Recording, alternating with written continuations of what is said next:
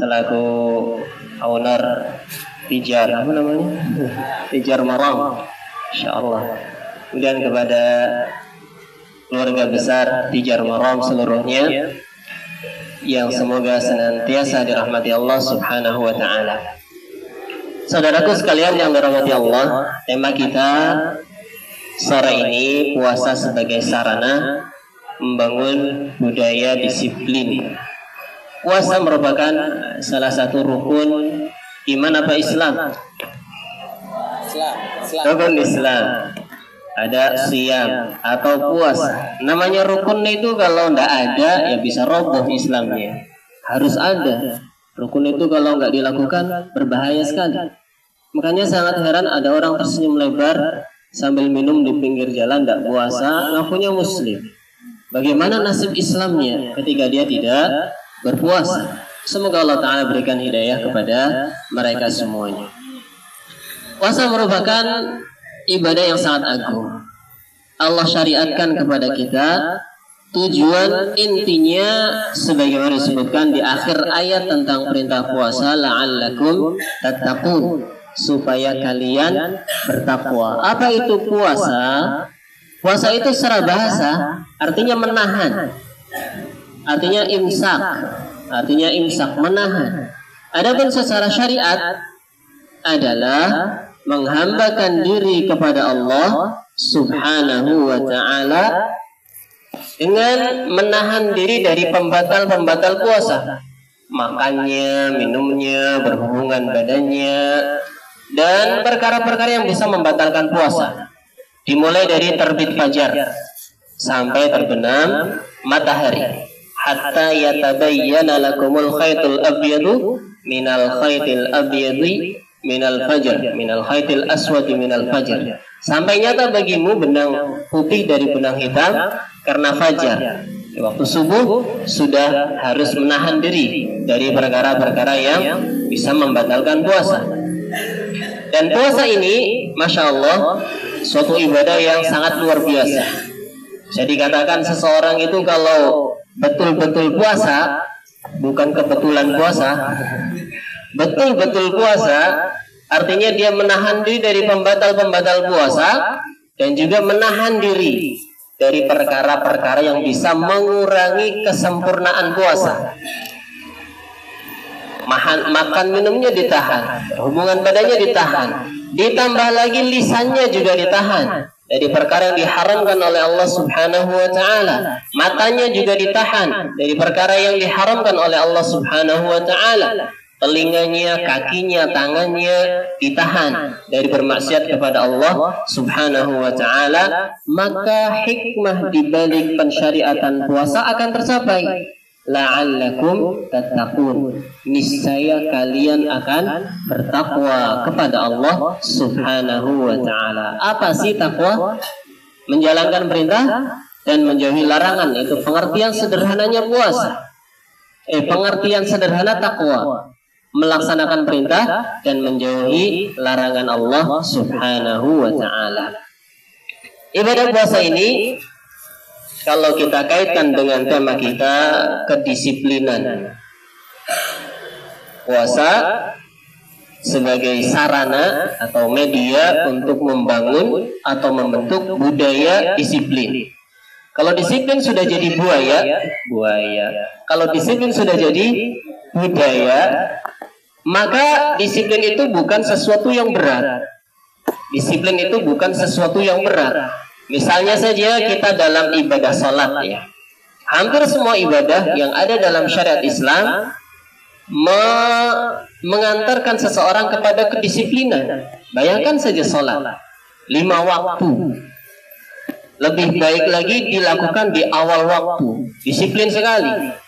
5 kali subuh, zuhur, asar, maghrib, isya di awal waktu. Kalau laki-laki berjamaah lagi. Bagaimana tidak? Seseorang kalau sudah terbiasa dengan budaya atau kebiasaan sholat di masjid tepat waktu, dia akan disiplin. Semua ibadah dalam Islam itu mengajarkan pada kedisiplinan. Baik sholatnya, baik puasanya, baik sedekahnya, baik hajinya mungkin, Kalau kita belajar manasik haji, bagaimana waktunya harus pas, tidak boleh telat, dan seterusnya. Sholat ada batas masuknya, ada batas berakhirnya. Harus di awal, lebih ahsan, lebih afdal. Jangan sampai telat. Kalau telat harus dibayar nanti, dikobok. Kalau kita sholat Jumat misalnya, sholat Jumat. Kalau kita orang yang disiplin, datang di awal sebelum muadzin berkumandang sudah ada di masjid kita. Pulangnya sampai sholat sunnah dulu. Itu Masya Allah sudah menegakkan kedisiplinan di dalam sholat Jumat. Tapi kadang kita kebalik ya, datang belakangan, pulang duluan. Akhirnya kerjaan juga kayak gitu modelnya. Sama Allah saja kayak gitu, telat-telatan. Gimana sama manusia ya? Datangnya telat, pulang lebih awal. Kalau hubungan dengan Allah saja terbengkalai, bagaimana hubungannya dengan manusia? Yang repot lagi sama manusia, Masya Allah disiplinnya minta ampun. Tapi sama Allah, naudzubillah, salatnya ditunda-tunda atau mungkin sampai habis waktunya baru salat. Ini termasuk ya kerugian, termasuk kecelakaan. Kembali kepada puasa, akan menjadi sarana bagi seseorang membangun budaya disiplin. Tentunya disiplin identik dengan ya rajin, tepat waktu, tidak terlambat, melakukan sesuatu yang terbaik. Ini namanya disiplin. Identik dengan hal-hal yang seperti itu. Yang pertama berkaitan dengan disiplin ketakwaan. Disiplin dalam melaksanakan perintah dan disiplin dalam meninggalkan larangan. Allah Subhanahu wa ta'ala memerintahkan kita puasa. Termasuk kita berpuasa, ini disiplin di dalam menjalankan perintah. Allah Ta'ala berfirman, ya ayyuhalladzina amanu kutiba alaikumusiyam kama kutiba alal ladzina min qablikum la'allakum tattaqun. Wahai orang-orang yang beriman. Kita semua beriman ya. Merasa dipanggil tidak ini? Jangan-jangan merasa nggak dipanggil. Wahai orang-orang beriman, kita diseru semua oleh Allah Subhanahu wa ta'ala. Kalau Allah menyeru kita, maka bisa jadi setelah seruan itu ada perintah yang harus kita laksanakan atau ada larangan yang harus kita tinggalkan. Di sini setelah Allah menyeru kita semua, Allah Ta'ala memerintahkan suatu ibadah yang agung. Kutiba alaikumusiyam, diwajibkan atas kalian berpuasa. Kama kutiba alal ladzina min qablikum, sebagaimana puasa ini sudah diwajibkan terhadap orang-orang sebelum kalian. La'allakum tattaqun. La'alla kalau dari sisi bahasa Arab artinya semoga.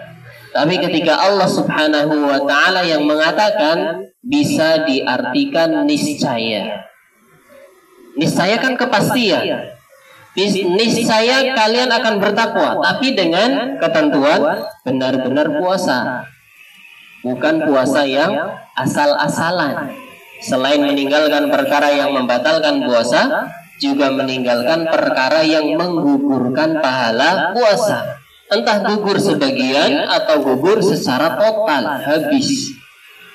Nabi SAW pernah bersabda, man lam yada' qawla zur wal amala bih wal jahla falaysa lillahi hajah an yada'a ta'amahu wa syarabah.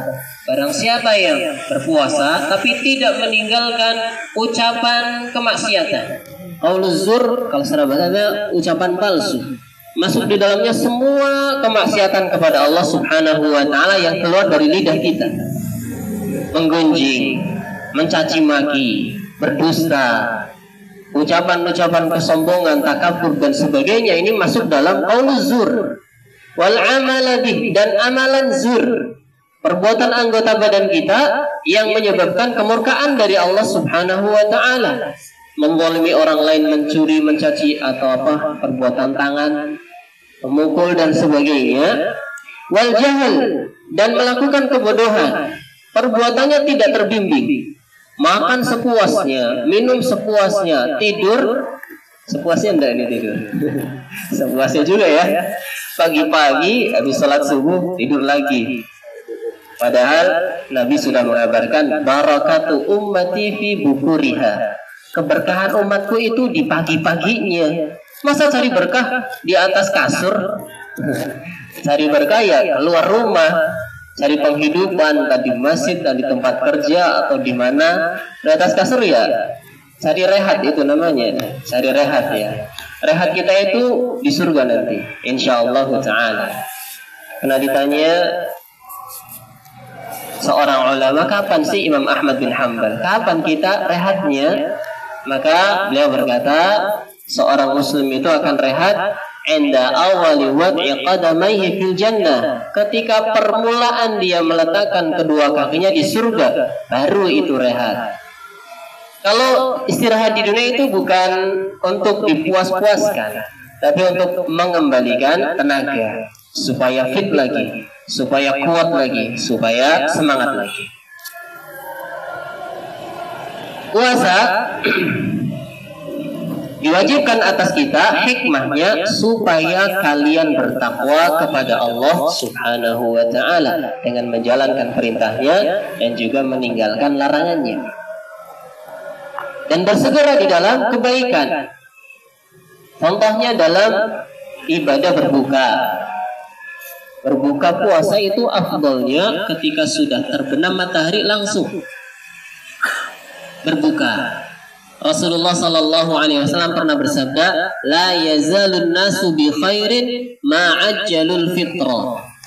Orang-orang senantiasa dalam kebaikan selama mereka menyegerakan berbuka puasa.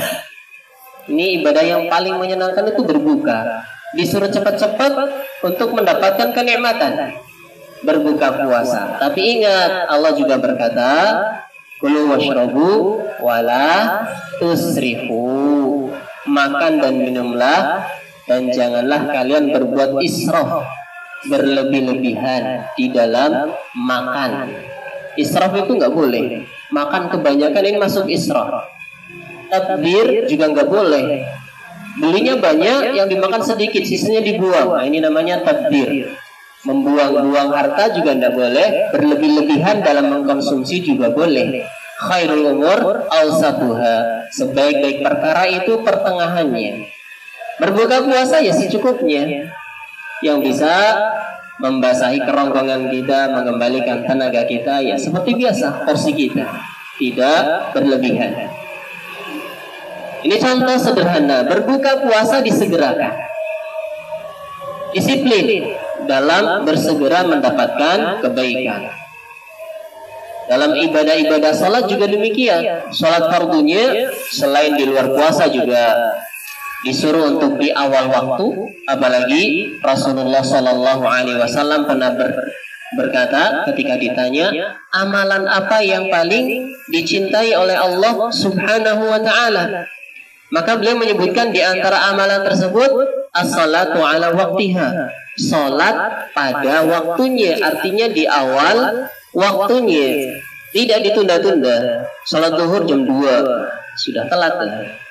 Salat asar setengah 6, salat isya jam 12 malam, salat subuh sudah tersenyum mentarinya, telat juga ini.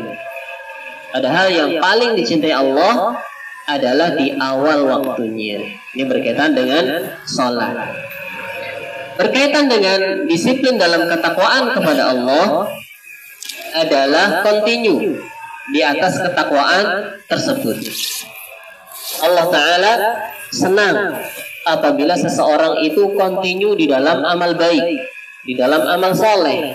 Ahabbul a'mali ilallahi adwamuha wa in qalla. Amalan yang paling dicintai oleh Allah adalah yang paling dawam.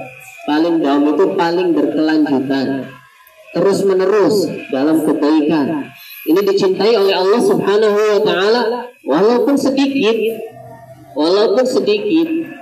Misalnya kita infak tiap hari, misalnya 5.000, seminggu 35.000. Dirapel hari Jumat doang, masukin ke kotak amal 35.000. Tapi hari Jumat saja.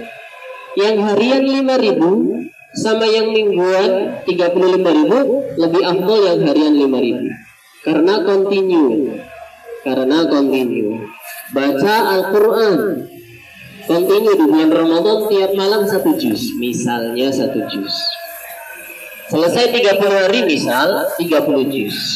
Lebih afdal daripada baca Al-Quran tiap malam 3 juz tapi di 10 hari terakhir saja. Walaupun di akhir Ramadan sama-sama dapat 30 juz, tapi yang pertama tadi lebih afdal karena lebih kontinu daripada yang kedua. Dan dua-duanya tentunya memiliki keutamaan. Konsisten di atas ketaatan, ketakwaan kepada Allah Subhanahu wa ta'ala. Kemudian disiplin yang kedua, disiplin atau konsisten di dalam bersabar. Puasa ini mengajarkan kita untuk bersabar. Dan sabar itu ada 3 macamnya. Sabar di atas ketaatan, sabar menghindar atau meninggalkan kemaksiatan, dan yang ketiga, sabar di atas musibah yang tidak menyenangkan atau takdir yang tidak menyenangkan. Ini semua ada di dalam ibadah puasa. Puasa ketaatan butuh pada kesabaran. Dan dalam puasa orang harus meninggalkan kemaksiatan kepada Allah Subhanahu wa ta'ala jika ingin pahala puasanya sempurna. Kalau cuma ingin asal sah saja, tidak makan, tidak minum, dan pembatal puasa yang lain, anak SD kelas 5 saja udah pinter dia. Dari subuh sampai maghrib tidak makan, tidak minum, sudah lancar mereka. Tapi kalau puasa yang berkualitas, selain meninggalkan perkara-perkara yang membatalkan puasa, plus perkara-perkara yang diharamkan oleh Allah Subhanahu wa ta'ala yang bisa mengurangi pahala puasa seseorang, maka ini baru puasa yang dikatakan akan membuahkan ketakwaan kepada Allah Subhanahu wa ta'ala. Dan alhamdulillah kaum muslim biasanya demikian. Kalau di bulan puasa mau maksiatan itu mikir dulu. Wah, saya lagi puasa. Masa marah-marah? Wah, saya lagi puasa. Masa bohong? Wah, saya lagi puasa. Puasa itu mengajarkan seseorang untuk disiplin di dalam kesabaran. Dan juga yang ketiga, disiplin dalam kesabaran terhadap takdir Allah yang tidak menyenangkan. Orang puasa lapar apa kenyang? Lapar. Haus apa? Lawan dari haus apa sih ya? Kalau lapar kan kenyang, kalau haus apa ya? Haus apa migrasi? Dehidrasi. Dehidrasi apa hidrasi? Nahan haus ya butuh kesabaran. Sehingga terkumpul dalam ibadah puasa 3 macam kesabaran. Sabar di atas ketaatan, sabar meninggalkan kemaksiatan, dan juga sabar menahan atau menanggung takdir yang kurang menyenangkan, lapar, haus, lemes, dan sebagainya. Allah janjikan pahala bagi orang-orang yang bersabar, pahala yang tiada batasnya. Innama yuwaffas sabiruna ajrahum bighairi hisab. Semata-mata disempurnakan pahala orang-orang yang bersabar tanpa perhitungan. Artinya banyak sekali pahalanya. Sebagaimana pahala sebagaimana sabar tidak ada batasnya, pahala kesabaran juga tidak ada batasnya. Kalau ada orang bilang sabar itu ada batasnya, itu sebenarnya mau malu bilang sabar saya sudah habis. Malu bilang sabar saya sudah habis. Akhirnya bilangnya apa? Sabar itu ada batasnya. Malu bilang sabar saya sudah habis, atau malu bilang saya sudah gak bersabar. Karena sabar itu sejatinya tidak ada batasnya. Sabar yang gak ada batasnya. Makanya pahalanya juga tidak ada batasnya. Kalau marah ini menunjukkan tidak sabar, ya belum tentu. Kadang marah juga perlu, bukan berarti dia tidak sabar. Tapi marah yang terkendali ya.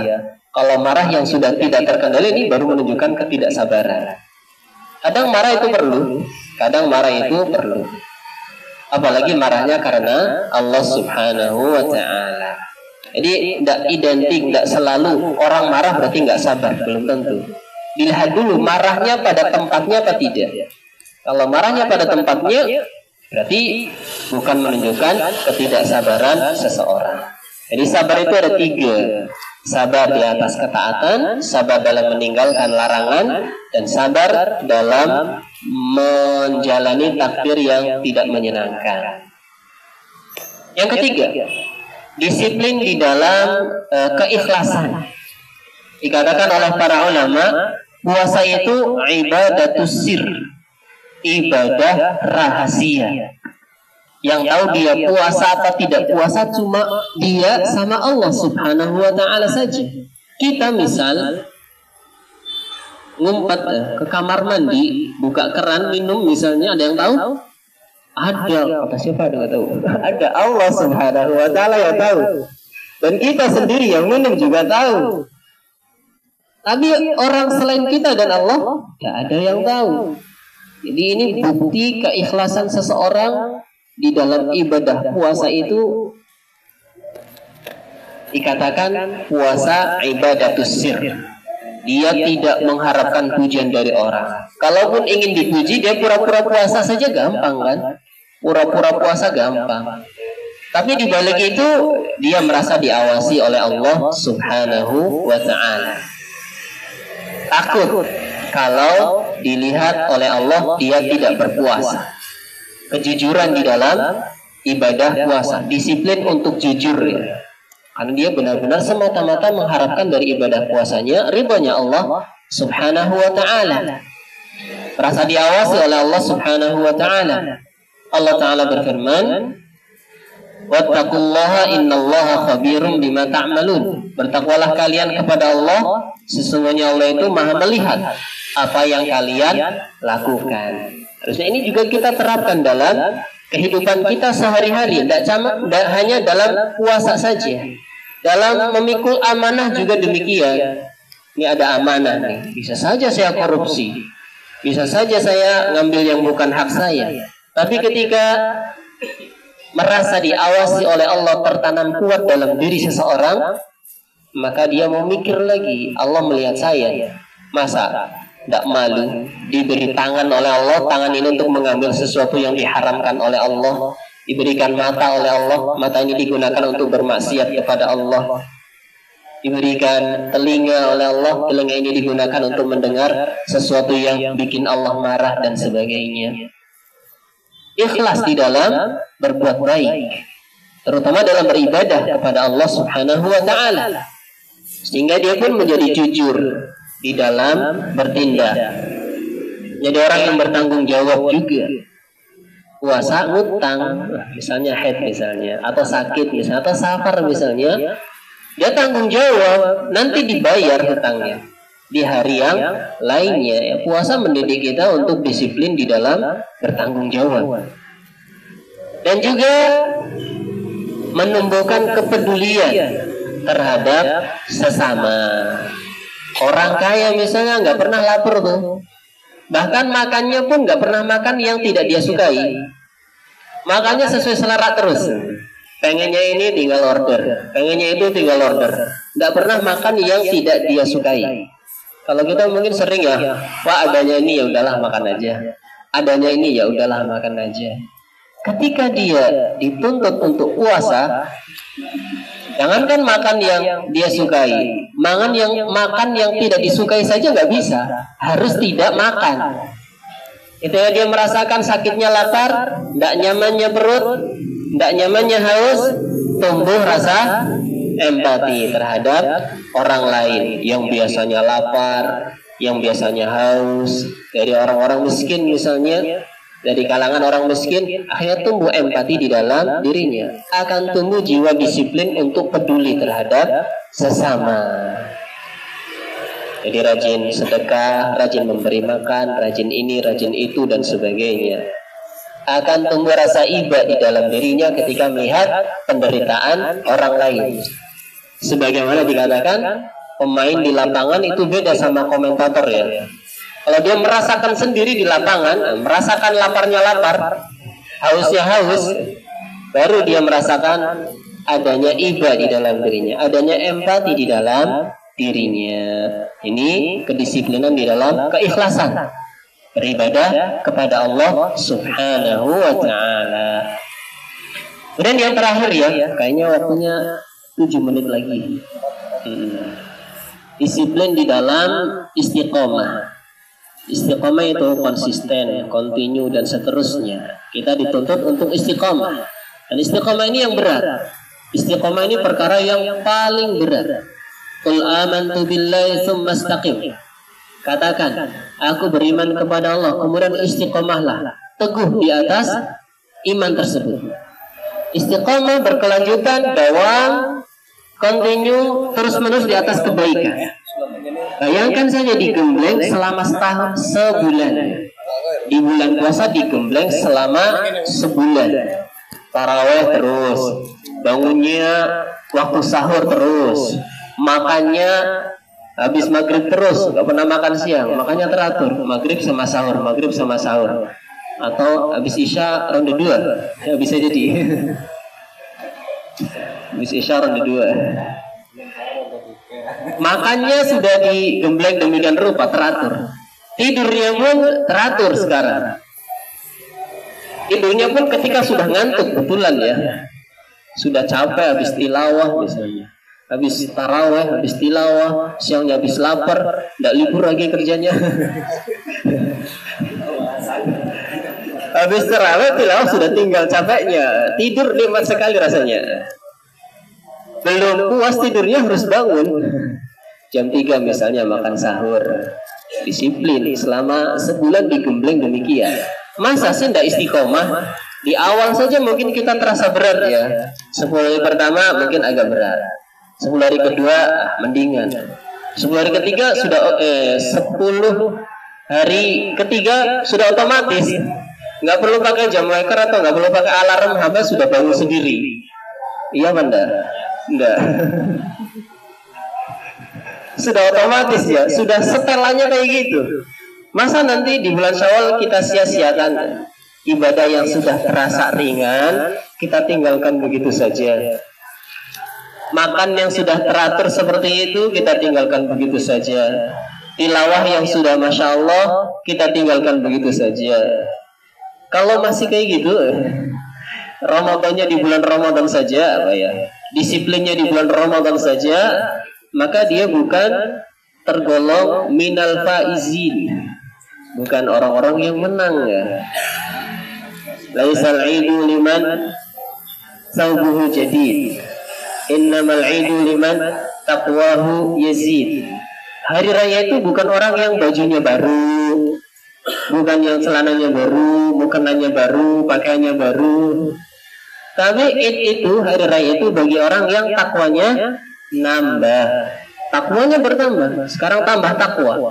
Walaupun ya mau nggak mau kita akui, ibadah di bulan Ramadan jauh lebih ringan daripada ibadah di luar bulan Ramadan. Pasti ada penurunan.